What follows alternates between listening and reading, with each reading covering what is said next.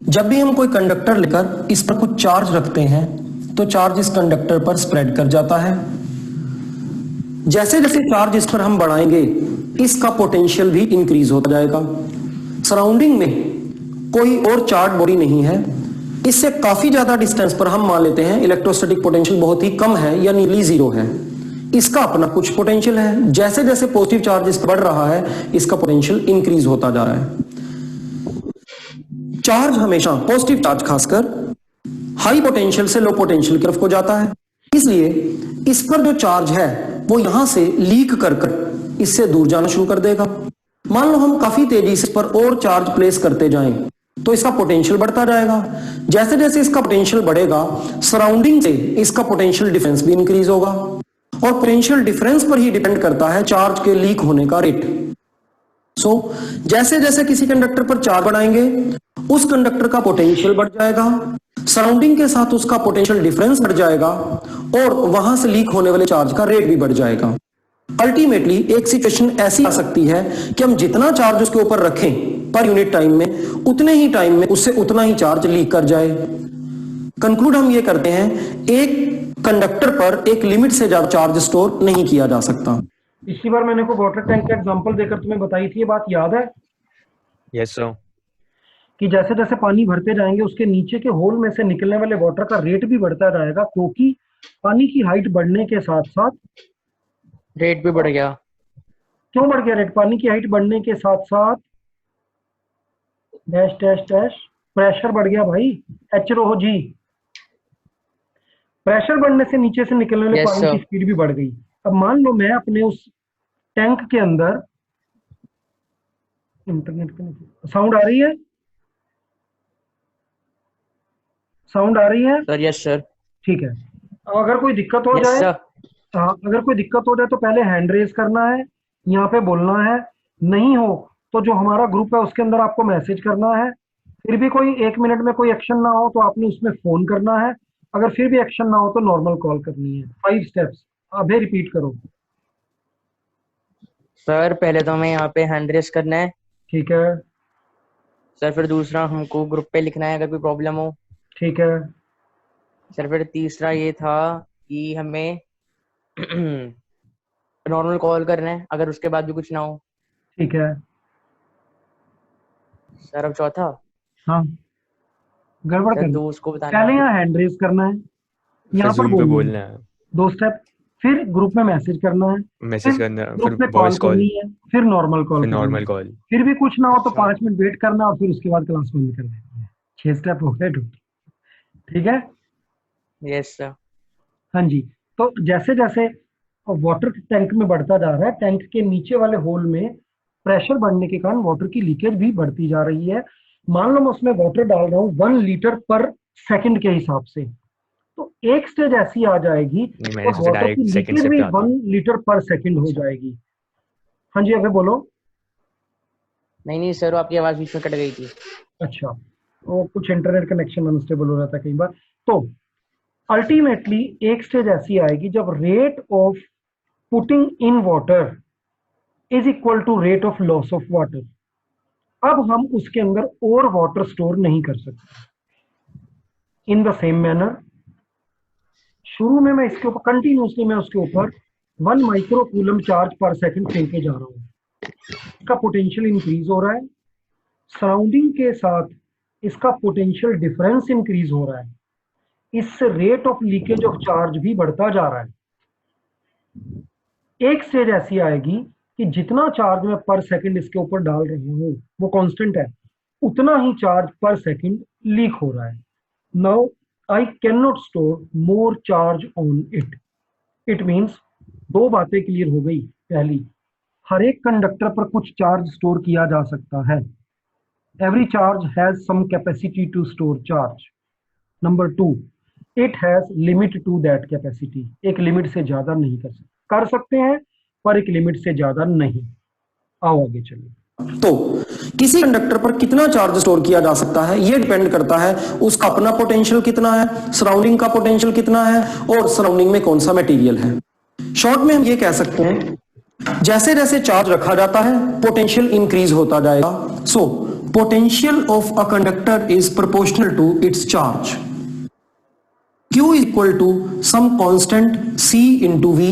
In this expression, C is called capacitance of this conductor.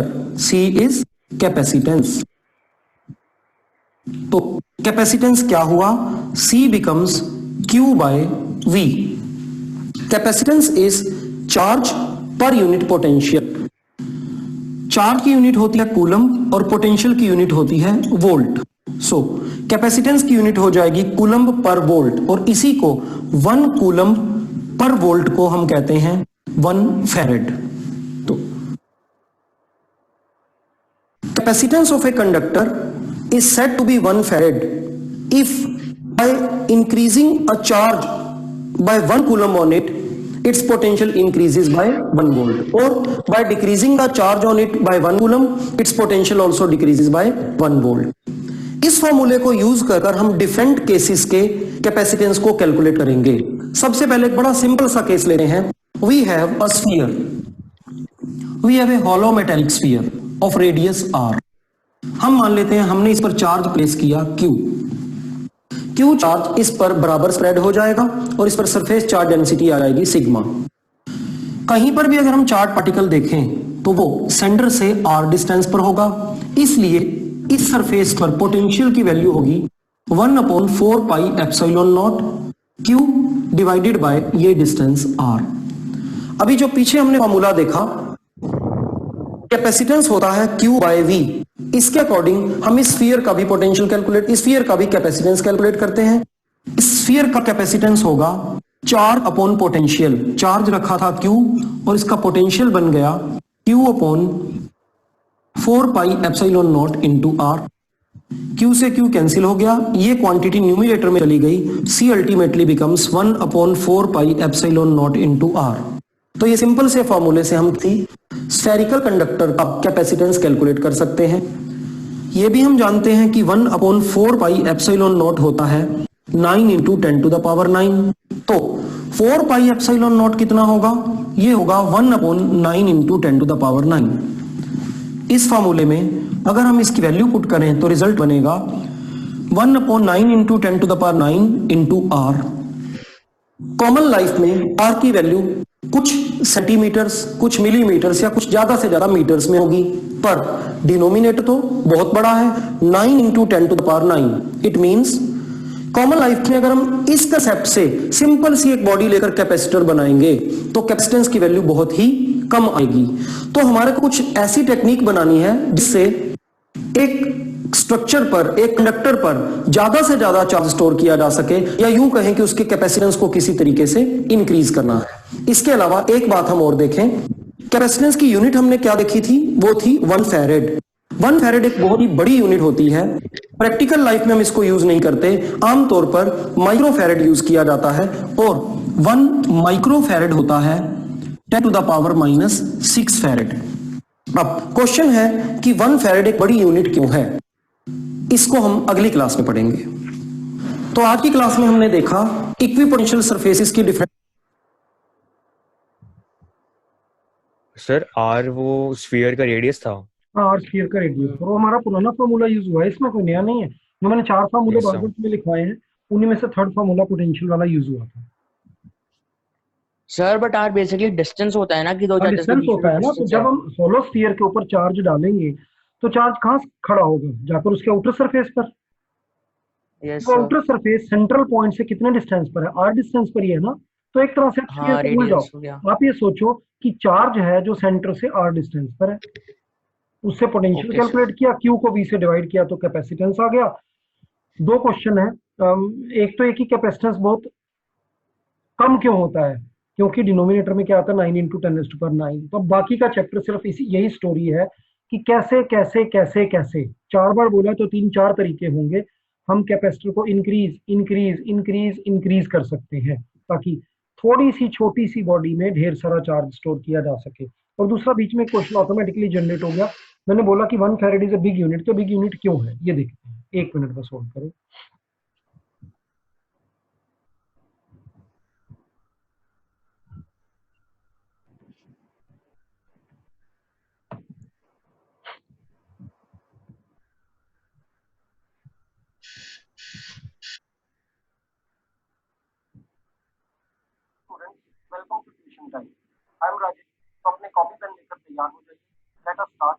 तो दिखा रहा हूँ बिल्कुल। Okay sir.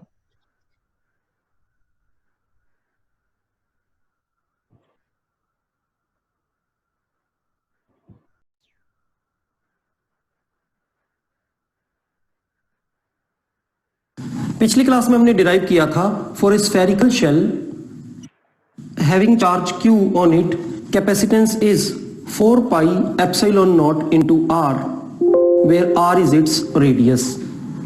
और हमने ये भी देखा था कैपेसिटर की यूनिट होती है, कैपेसिटेंस की यूनिट होती है 1 farad. Farad is practically very big unit, that's why we use 1 microfarad. अब हमें देखना है कि 1 फैरेड बड़ी यूनिट क्यों होती है। अगर हम एक सिंपल सा कैपेसिटर बनाएं ऐसे ही और उसमें C की वैल्यू लें 1 farad, then 1 is equal to 4 pi epsilon naught into R. The value of R becomes 1 upon 4 pi epsilon naught, and we know its value is 9 into 10 to the power 9. Hence, R is 9 into 10 to the power 9 meter. And this value is approximately 1400 times more than the radius of our Earth. So, this radius becomes approximately 1400 times radius of Earth। तो अगर एक simple सा capacitor बनाया जाए एक spherical shell की तरह और उसका कैपेसिटेंस रखा जाए 1 फैरेड, तो उसका रेडियस अर्थ के रेडियस से हंड्रेड्स ऑफ टाइम्स ज्यादा होगा। ऐसा प्रैक्टिकली पॉसिबल नहीं है। तो दो बातें क्लियर हुई, एक तो ये कि 1 फैरेड काफी बड़ी यूनिट है, और दूसरी ये बात कि हमें कोई ऐसी टेक्निक डिवाइस करनी है, कोई ऐसा मेथड बनाना है जिससे साइज छोटा रखते हुए ही कैपेसिटेंस को बढ़ाया जा सके। तो देखिए हम ऐसा कैसे करते हैं। इसके लिए हम स्टडी करेंगे प्रिंसिपल ऑफ अ कैपेसिटर।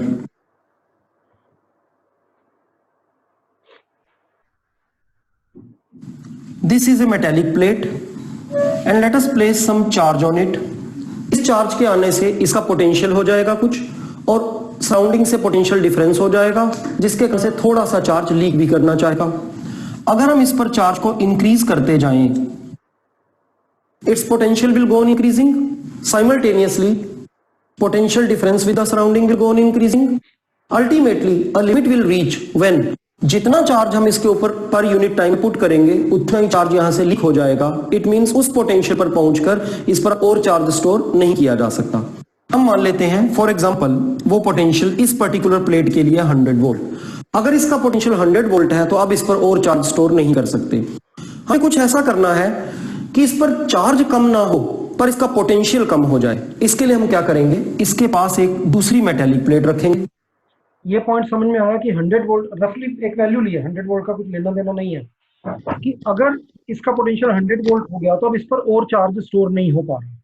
अब पहले मुझे क्वेश्चन का जवाब दूं, इस प्लेट पर और चार्ज स्टोर नहीं हो पा रहा क्योंकि 2 ऑप्शंस, इस पर ऑलरेडी बहुत सारा चार्ज है, ऑप्शन 2 ये एक पर्टिकुलर पोटेंशियल तक पहुंच गया। ऑप्शन 2। ये अंदाजा था या कुछ लॉजिक है इसके पीछे? लॉजिक ही है। क्या? तो सर वो अपने मैक्सिमम लिमिट तक पहुंच गया है पोटेंशियल की, तो जितना आ रहा है उतना ही जा रहा है। ठीक तो है। उससे ज्यादा कई हम कर ही बच्चों नहीं को लगता है सकते। कि ढेर सारा चार्ज है तो चार्ज इसको पुश करो। ध्यान से समझो, बिल्कुल शुरुआत से कैपेसिटर में एक ही गाना गाया जा रहा है, वो क्या कि चार्ज हाई पोटेंशियल से लो पोटेंशियल की तरफ चलता है। ऐसा कहीं नहीं बोला चार्ज ज्यादा चार्ज से कम की तरफ जाता है, पॉजिटिव से इधर जाता है, नेगेटिव से उधर जाता है। चार्ज का नाम ही नहीं है कहीं पर। चार्ज की मोशन पोटेंशियल के रीजन से होती है, high potential to low potential. तो अगर मैं आपको ये ऑप्शन दूं, क्योंकि यहाँ पे बड़ा सारा चार्ज इकट्ठा हो गया है, नो, इसका चार्ज के लीकेज से कुछ लेना देना नहीं है। लीकेज का लेना देना किससे है? 100 वोल्ट से।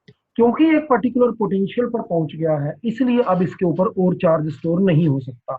तो अगर मुझे और चार्ज स्टोर करना है तो मुझे इसका पोटेंशियल किसी तरीके से थोड़ा सा कम करना होगा। पर पोटेंशियल चार्ज के डायरेक्टली प्रोपोर्शनल होता है।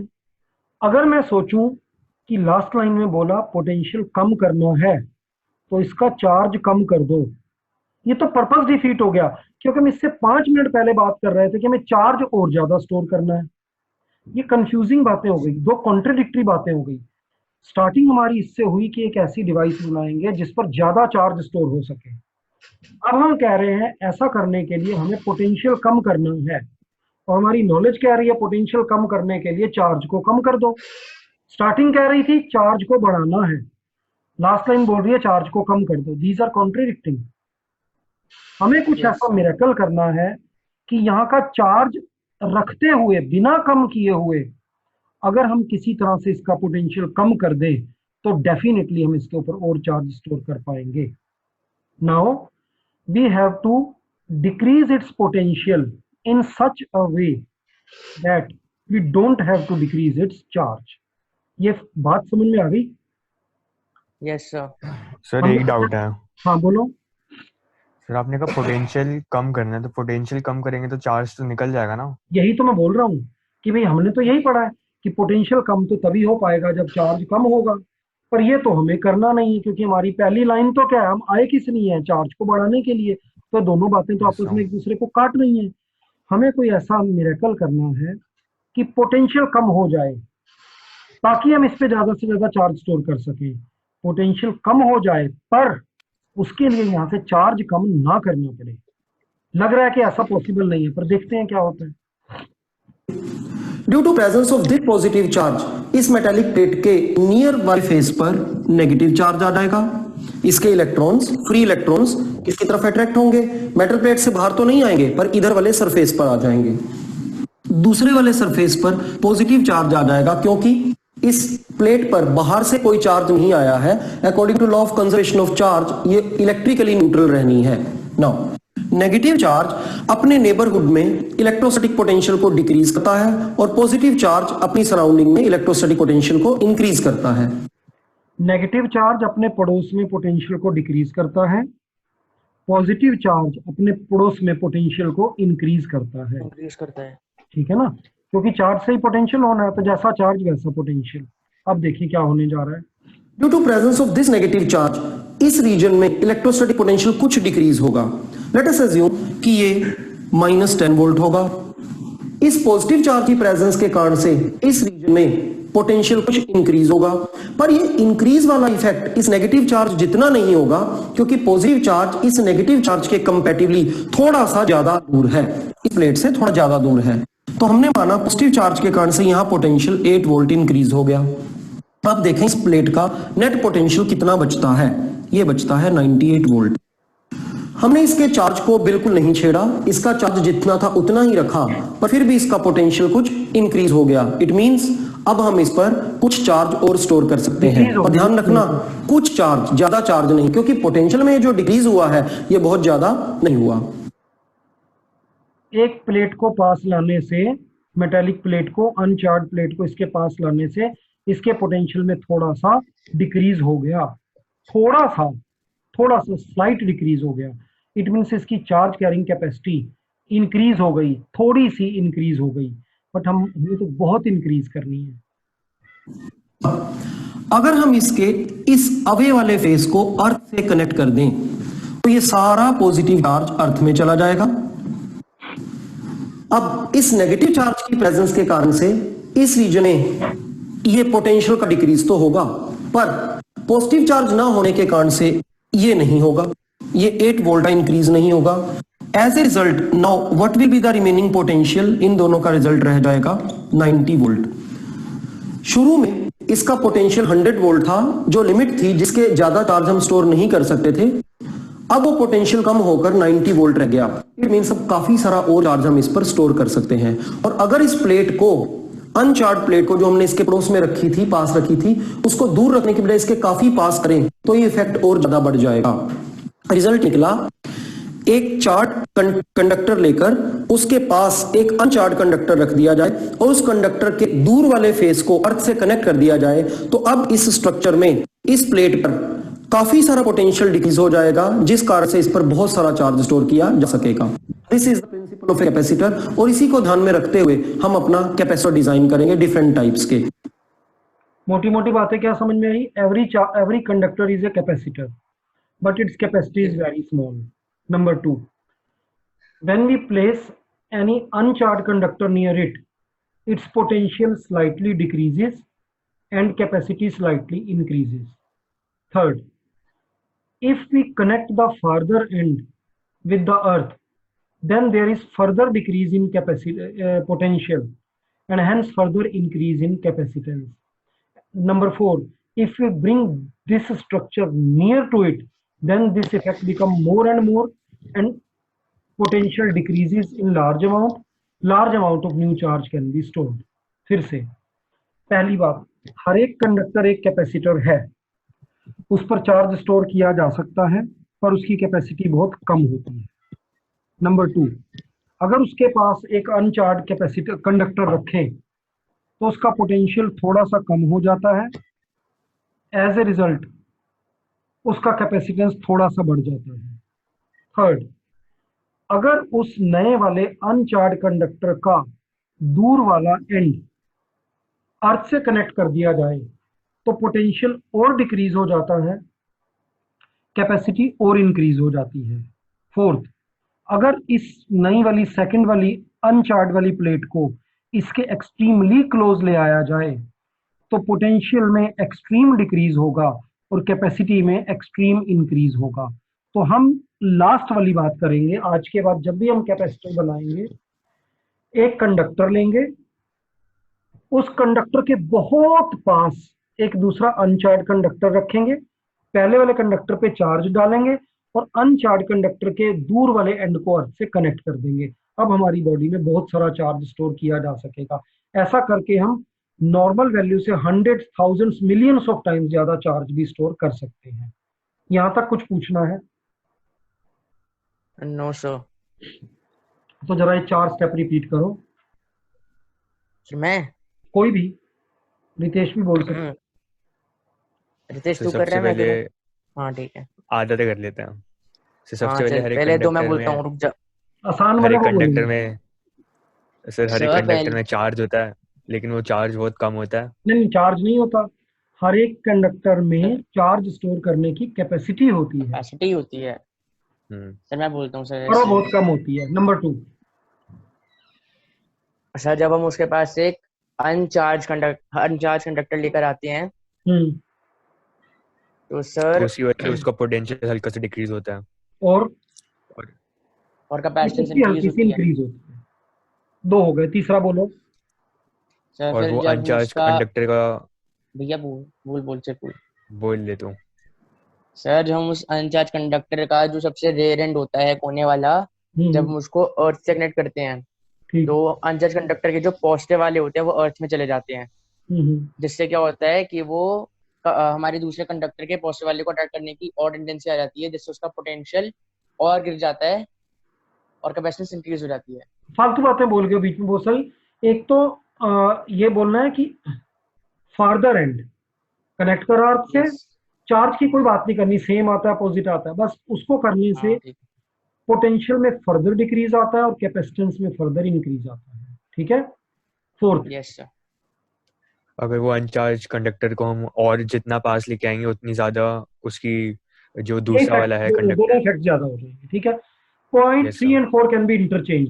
आप ये बात पहले भी बोल सकते हो कि पास लाए और फिर अर्थ से कनेक्ट किया, या अर्थ से कनेक्ट किया और फिर पास लाए, कोई फर्क नहीं, क्योंकि अल्टीमेटली अपने करने तो सारे ही काम है. सर Uncharged पास लाएंगे तो चार्ज का ट्रांसफर नहीं हो जाएगा. नहीं, हम टच नहीं कनेक्ट कर थोड़ी रहे, कर रहे हैं. हम टच नहीं करवा रहे. और बातों बातों में तुमने एक लास्ट पॉइंट बोल दिया जो अभी तक पढ़ा नहीं है. जब चार्ज एक्सट्रीमली क्लोज आ जाएगा तो चार्ज की लीकेज होगी एक से दूसरे में. उससे बचने के लिए 5वां पॉइंट है, हम इनके बीच में एक इंसुलेटर भरेंगे. ठीक है. ये बाद में पढ़ा जाएगा इसी चैप्टर में. फिलहाल प्रिंसिपल ऑफ कैपेसिटर क्लियर हो गया. 2 मार्क्स में लिखना है तो डायग्राम बना के 4-6-8 लाइनें लिख सकते हो, यही वैल्यू बोर्ड लगाकर साथ में. Yes sir.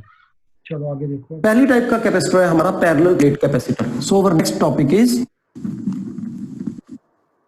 Parallel plate capacitor. इसी प्रिंसिपल के according we will take one conductor, one conducting plate and another conducting plate. इस प्लेट पर हम कुछ चार्ज स्प्रेड करवाएंगे. Let this charge be Q and area of this plate is A. Area of plate is A and surface charge density or intensity is represented by sigma, and sigma we know is equal to Q by A. Due to presence of this positive charge, this surface of this plate will become negatively charged. दूसरा face पर positive charge आता, पर हमने उसको अर्थ से connect कर दिया. Due to presence of this positive and this negative charge, there will be some electric field between these plates. Let us represent it by E. Now, we know that Q is equal to CV and hence C will be equal to Q by V. अगर हमें इस structure का capacitance calculate करना है तो इसके charge को इन दोनों प्लेट्स के बीच के पोटेंशियल से डिवाइड करना चाहिए. Q तो हमें पता है, वो Q ही है. रह गई बात किसकी? V. We know that E is minus dV by dr. Electrostatic field is negative gradient of electrostatic potential. याद है भाई ये बात? नेगेटिव ऑफ पोटेंशियल ये ग्रेडियंट. डेरिवेशन याद है, करी थी हमने पिछले चैप्टर में. Yes sir, negative of potential Yes, sir, gradient. याद है. नेगेटिव पोटेंशियल ग्रेडियंट वही है. In terms of magnitude, we can say E is equal to dV by dr. ये हम तब यूज करते हैं जब इलेक्ट्रिक फील्ड वेरिएबल हो, बट यहां पर इलेक्ट्रिक फील्ड लाइंस पैरेलल हैं, इक्वी स्पेस्ड है, इसलिए इलेक्ट्रिक फील्ड कांस्टेंट होगी. Hence we will use E is equal to simply V, that is potential by R, that is distance. Potential by distance. So potential will be E into distance. Let the distance between two plates of this capacitor be D. Hence we get potential V is equal to E into distance D. E into D. अगर दो parallel plates हों जिन पर surface charge density same हो but opposite sign की हो, तब E की value होती है सिग्मा अपॉन एप्सिलॉन नॉट. इसे यहां सब्स्टिट्यूट करें तो V हो गया sigma upon epsilon naught into D. V की वैल्यू को यहां पर सब्स्टिट्यूट करते हैं. C is equal to Q by V. What is V? Sigma into D upon epsilon naught. And what is Q? Q is sigma into A. What is Q? Q is sigma into A. This is sigma into D and ये epsilon naught numerator में चला जाएगा. Sigma से sigma cancel हुआ, result निकला C is equal to epsilon naught A upon D. By this formula, we will calculate the capacitance of a parallel plate capacitor. ये जितनी भी टर्म्स यूज हुई हैं सबकी सब पुरानी थी. अगर आपने ढंग से पढ़ा तो कोई मुश्किल नहीं होनी चाहिए. बस एक की जगह एक की जगह एक सब्स्टिट्यूट करते जा रहे हैं. पहले माइनस dV बाई dr, यहाँ पर सब कुछ कांस्टेंट है, और वैसे भी मैग्नीट्यूड ले रहे हैं, माइनस हट गया, कांस्टेंट है तो D हटाकर V बाई कर दिया, potential upon V by R कर दिया, potential upon distance. E is equal to V upon R. और हम ढूंढ रहे हैं V होगा E into R. E into distance. Electric field E है, डिस्टेंस D है, उससे मल्टीप्लाई किया. याद करो एक डेरिवेशन थी शुरू की डेरिवेशंस में, पॉजिटिव चार्ज नेगेटिव चार्ज आमने सामने है तो साइडों पर फील्ड नहीं होती, बीच में होती है, और सिग्मा अपॉन एप्सिलॉन नॉट होती है. वो E की वैल्यू पुट की और फिर सिग्मा के प्लेस पर Q अपॉन एरिया रखा, तो अल्टीमेटली आपके पास ये रिजल्ट आ गया epsilon naught A upon D. आज के बाद इसको याद भी रख लेना, कैपेसिटेंस का फॉर्मूला हाथ से कर लेना इसको एक दो बार. Okay sir. अब डिफरेंट इलेक्ट्रॉनिक सर्किट्स में डिफरेंट वैल्यूज के कैपेसिटर की जरूरत पड़ती है. कोई भी एक कैपेसिटर इस पर्पस को सर्व नहीं कर सकता, इसलिए डिफरेंट कैपेसिटर्स को अलग अलग तरीके से आपस में कनेक्ट किया जाता है. अब कैपेसिटर्स को कंबाइन मेनली दो तरीके से किया जाता है, एक सीरीज में और एक पैरेलल में. अब हमने इन दो केसेस को स्टडी करना है. First is capacitors in series. Capacitor series में कब कहलाएंगे? अगर उन्हें इस तरह कनेक्ट किया जाए end to end. We have three capacitors having values C1, C2 and C3 and they are connected end to end. जहां एक कैपेसिटर की वायर खत्म होती है वहां से दूसरे को हमने कनेक्ट कर दिया. सिमिलरली इसी तरह से थर्ड को, और अल्टीमेटली इनको एक बैटरी से कनेक्ट किया.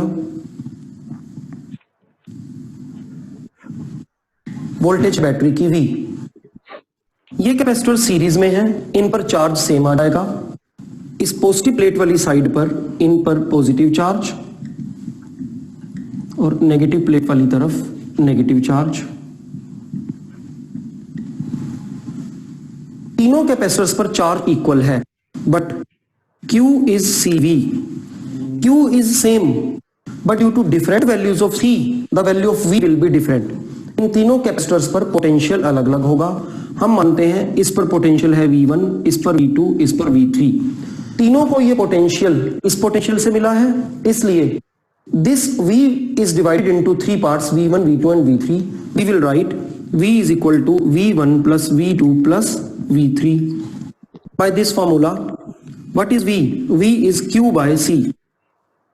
यहां V की जगह हम सब्स्टिट्यूट करेंगे Q by C. V1 के प्लेस पर Q1 by C1, V2 is Q2 by C2, V3 is Q3 by C3. But तीनों कैपेसिटर्स पर चार्ज सेम है as they are in series, इसलिए यहां पर Q1, Q2 और Q3 लिखने की जगह हमें क्या लिखना चाहिए? Q, Q and Q. अब dividing by Q we get 1 by C is equal to 1 by C1 plus 1 by C2 plus 1 by C3. This is the formula which gives the value of resultant capacitance in case different capacitors are connected.